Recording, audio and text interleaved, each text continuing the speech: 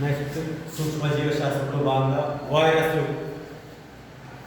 వైరస్లు అంటే సాధారణంగా ఇవి బ్యాక్టీరియాలకు, శైవలాలకు, శిలీంధ్రాలకు, ప్రోటోజోవాలకు, మొక్కలకు, జంతువులకు అంటే ఇతర జీవులుగా గుర్తించబడేటువంటి అన్ని జీవులకు సంక్రమించేటువంటి అంటే వాటికి వ్యాధుల్ని కలగజేసేటువంటి కారకాలుగా విస్తరించి ఉంటాయంటే బ్యాక్టీరియాలు కానీ, శైవలాలు కానీ, శిలీంధ్రాలు కానీ, ప్రోటోజోవాల్ని కానీ, మొక్కల్ని కానీ లేదా జంతువుల్ని కానీ ఆక్రమించి వాటి ద్వారా పోషకాలను స్వీకరిస్తూ వాటిపైన పరాన్న జీవులుగా బతుకుతూ వాటి నష్టానికి కారకమయ్యేటువంటి కారకాలుగా వైరస్లు అని చెప్పుకుంటాం.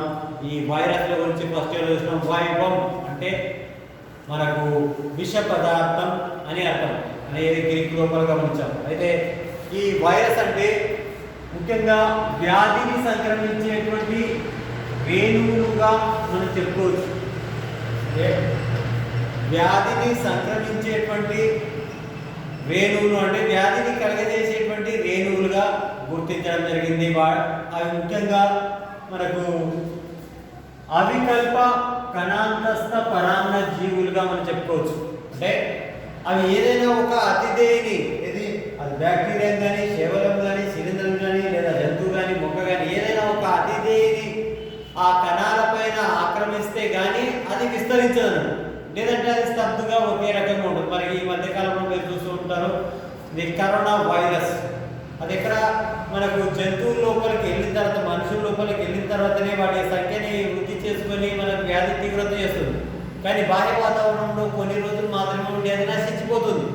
అది ఆ ఉన్న వాతావరణాన్ని బట్టి అది దాని యొక్క సంఖ్యను పెంచుకోదు బాహ్య వాతావరణంలో. కానీ ఏదైనా ఒక జీవ దేహంలోనికి వెళ్ళినప్పుడు మాత్రమే అది వాటి యొక్క సంఖ్యని వృద్ధి చేసుకుంటుంది. కాబట్టి వైరస్లు అంటే అవికల్ప కణాంతస్థ పరాన్న జీవులు అంటే ఏదైనా ఒక కణాన్ని చేరిన తర్వాత వాటి సంఖ్యని వృద్ధి చేసుకొని అవి పెరిగేవిగా ఉంటాయి, కానీ అవి స్వేచ్ఛగా జీవించలేవు. ఇది వైరస్లు స్వేచ్ఛా జీవులు అసలు అలాంటి స్వేచ్ఛగా అవి బాహ్య వాతావరణంలో స్వేచ్ఛగా వాటి యొక్క సంఖ్యను కానీ పరిమాణాన్ని కానీ పెంచుకోలేవు. ఈ వైరస్ల అధ్యయనాన్ని వైరాలజీ అని చెప్పుకుంటాం. అయితే ఇందుకు ఈ వైరస్ లోపల ఏముంటాయి, వైరస్లో ఉండేటువంటి అంశాలు ఏది అనేటువంటి దాన్ని గమనిస్తే ఖచ్చితంగా వైరస్లకు ఒక కణ రూపం అనేటువంటిది ఉండదు. అదే రకంగా దీన్ని సాధారణమైనటువంటి సూక్ష్మదర్శిని లోపల చూడలేము, చాలా సూక్ష్మంగా ఉండదు. ముఖ్యంగా ఎంత పరిమాణంలో అంటే మనకు అతి చిన్న బ్యాక్టీరియా అయినటువంటి మైకోప్లాస్మా తెలుసు. మైకోప్లాస్మా అనేటువంటిది అతి చిన్న బ్యాక్టీరియా. అతి చిన్న బ్యాక్టీరియా అనేటువంటిది అతి పెద్ద వైరస్తో సమానంగా ఉంటుంది. అతి పెద్ద వైరస్ అతి చిన్న బ్యాక్టీరియా అంత పరిమాణంలో ఉంటుంది. కాబట్టి సాధారణంగా సామాన్య సూక్ష్మదర్శిని లోపల వైరస్లను చూడలేము.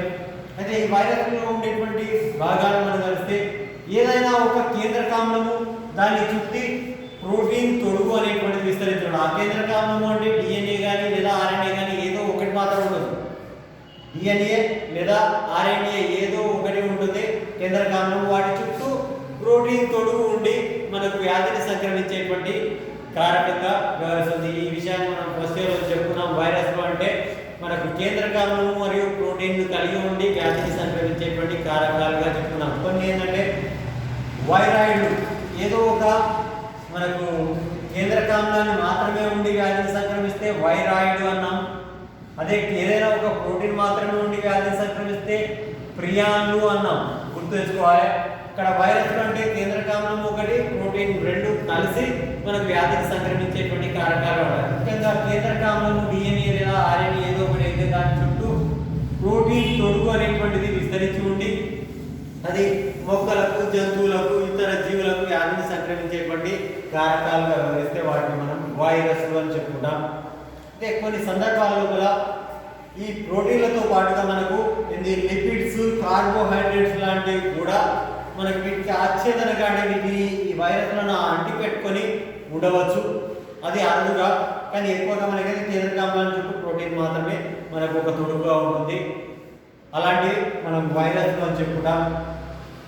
సాధారణంగా ఈ వైరస్ల లోపల కణాల్లో జరిగేటువంటి జీవ సాధారణమైనటువంటి కణాలలో జరిగేటువంటి జీవక్రియలు ఏవి కూడా ఈ వైరస్ లోపల జరగవు. ఎందుకంటే దాంట్లో ఉండేది కేంద్రకాండం మరియు ప్రోటీన్ మాత్రమే. కాబట్టి కణద్రవ్యం ఉండదు, ఇతర కణాంగాలలో ఏమి ఉండవు. కాబట్టి వివిధ జీవక్రియలు ఏవి కూడా మనకి ఈ వైరస్ లోపల కణాల్లో జరిగేటువంటి జీవక్రియలు ఏవి కూడా ఈ వైరస్లలో జరగవని చెప్పుకోవచ్చు.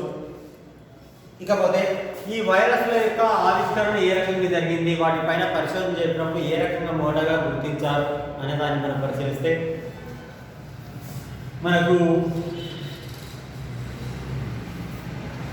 జర్మ్ థియరీ ఆఫ్ డిసీజెస్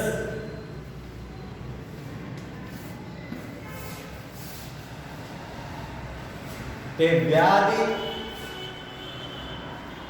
సంబంధితమైనటువంటి అంశాల గురించి వివరించేటువంటి గ్రంథాన్ని రూపొందించే వరకు కూడా మనకు ఈ వైరస్ల యొక్క ఆవిష్కరణ అనేటువంటి జరగలేదంటే వైరస్లను గుర్తించలేరు.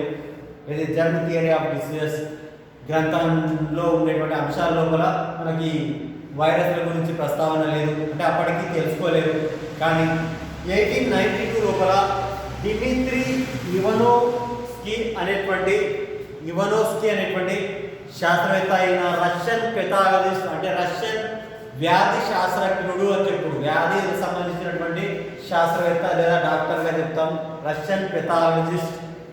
ఈయన మొట్టమొదటిసారిగా ఇది పొగాకు మొజాయిక్ వ్యాధికి సంక్రమణ జరిగినటువంటి అంశాలపైన పరిశోధన చేస్తూ ఉన్నప్పుడు ముఖ్యంగా వ్యాధి సంక్రమించినటువంటి భాగాన్ని తీసుకొని ఆ పత్రాన్ని తీసుకొని బాగా శుభ్రం చేసి ఆ శుభ్రం చేసినటువంటి ఆ భాగాన్ని తిరిగి మనకు ఆ పై ఉపరితల భాగాన్ని తీసి మళ్ళీ ఆరోగ్యవంతమైనటువంటి వాటిపైన మళ్ళీ చదివినప్పుడు ఈ వ్యాధి సంక్రమించడాన్ని గమనించారు. అంటే వాటిపైన ఏదో ఒక సూక్ష్మమైనటువంటి రేణువులు విస్తరించి ఉండవచ్చు అని వాటికి గాలనీయ కారకాలు అని నామకరణం చేయడం జరిగింది. ఎవరు? ఇవనోవ్స్కీ, డిమిత్రీ ఇవనోవ్స్కీ అనేటువంటి శాస్త్రవేత్త పొగాకు మొజాయిక్ వ్యాధి పైన పరిశోధన చేస్తున్నప్పుడు ఆ వైరస్కి కారకమైనటువంటి అంశాలు ఏదో ఒక గాలనీయ కారకాలుగా పేర్కోవడం జరిగింది. ఆ తర్వాత మార్టినస్ బైజరింగ్ అనేటువంటి శాస్త్రవేత్త ఈ ఇవనోవ్స్కీ చేసినటువంటి ప్రయోగాన్ని తిరిగి ప్రయోగం చేసి అవి ఆరోగ్యవంతమైనటువంటి భాగాలను వాటికి చేర్చినప్పుడు ఏ రకంగా వ్యాధి సంక్రమించింది అనే దాన్ని వాటిని మళ్ళీ పరిశీలించి అవి నిజంగా రేణువులుగా మనకు కాకుండా ఆ కారకాలు అనేటువంటి మనకు ఒక ద్రవ రూపంలో విస్తరించి ఉంటాయి. కాబట్టి వాటిని సజీవ సాంక్రమిక ద్రవంగా చెప్పడం జరిగింది. ఎవరు? మార్టినస్ బైజరింగ్. వాటినే ఏమంటాం? కంటాజియం వైవం ఫ్లూయిడమ్ అని చెప్పడం జరిగింది. అంటే దాని అర్థం ఏంటి? సజీవ సాంక్రమిక ద్రవం. అంటే ఏదో సజీవంగా ద్రవ రూపంలో ఉండేటువంటి కారకాలు అని ఎవరు? బైజరింగ్ అనేటువంటి శాస్త్రవేత్త చెప్పడం జరిగింది. ఆ తర్వాత WM స్టాన్లీ అనేటువంటి శాస్త్రవేత్త 1935 లోపల ఆ వైరస్ని గుర్తించి దానికి ఆ వైరస్ని స్ఫటికీకరించి, అంటే వారిని ద్రవణీయ కారకాలుగా ఉన్నాయన్నాడు కదా, దాన్ని పూర్తిగా వేరుపరిచి ఆ వైరస్ని వేరుపరిచి ఆ కారకం ఏంది అనేటువంటి గుర్తించి దానికి పొగాకు మొజాయిక్ వైరస్ అని నామకరణం చేయడం జరిగింది. పొగాకు మొజాయిక్ వైరస్ అని నామకరణం చేయడం జరిగింది. ఎవరు? స్టాన్లీ. పొగాకు మొజాయిక్ వైరస్ అని నామకరణం చేసింది స్టాన్లీ. సజీవ సాంక్రమిక ద్రవం అని పేర్కొన్నది బైజరింగ్. గాలనీయ కారకాలు అని చెప్పినటువంటిది ఇవనోవ్స్కీ అనేటువంటిది గుర్తుంచుకోవాలి. ఎంట్రన్స్లో అవి ఎక్కువగా అడిగే అవకాశం. ఇంకా పొగాకు మొజాయిక్ వైరస్లో ఉండేటువంటి అంశం అంటే వైరస్లో ఉండేటువంటి జన్యు పదార్థం, మనకు వైరస్ లోపల కేంద్రకాంలం ప్రోటీన్ అనేది, ఆ కేంద్రకాంలం అనేటువంటిది ఆ జన్యు పదార్థం RNAగా ఎవరు? ఫ్రాంకల్ కాంట్రాడ్ అనేటువంటి శాస్త్రవేత్త 1956 లోపల దాన్ని మనకు RNAగా గుర్తించడం జరిగింది. ఇది మనకు వైరస్లను మొట్టమొదటిగా జరిగినటువంటి పరిస్థితులు. ఆ తర్వాత భిన్న రకాలకు చెందినటువంటి వైరస్లను గుర్తించడం జరిగింది. ముఖ్యంగా ఆ వైరస్లను యొక్క వర్గీకరణ ఏంటి, వాటి యొక్క ఆకారాలు, నిర్మాణాలు ఏంటి అనేటువంటిది నెక్స్ట్ క్లాస్ అవుతాం.